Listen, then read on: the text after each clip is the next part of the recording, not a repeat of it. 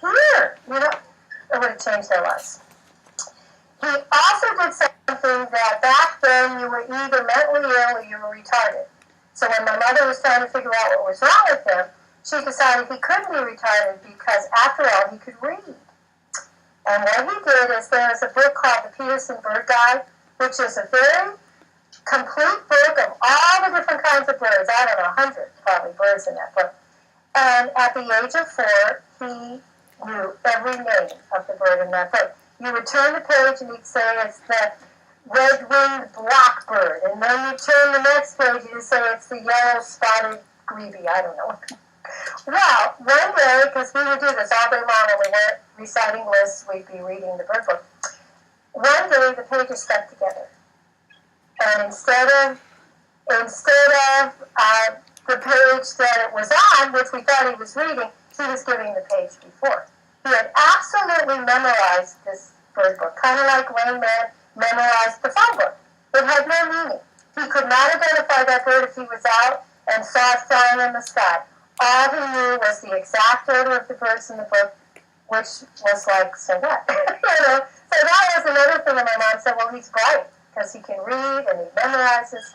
So that was another example of, he could memorize, but it wasn't functional behavior for him.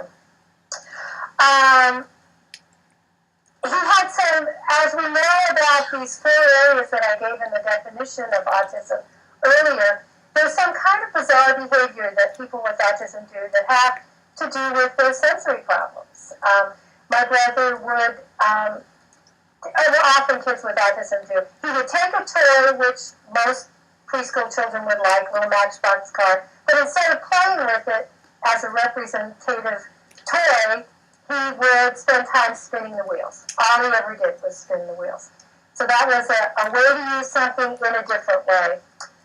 He did a lot of repetitive movements, and he had this habit of opening the refrigerator door, getting out a bottle of horseradish, opening it, and standing at the refrigerator and smelling the horseradish. Well, if you know about sensory deficits, you can imagine that if you've ever smelled horseradish, it really, you have a physical, it opens all the pores. It's like, oh, so this was, we go, oh, he's really crazy. He wasn't crazy. He had autism, but it was back at a time when nobody knew about the learning style. Nobody knew what kinds of behaviors that people did with autism.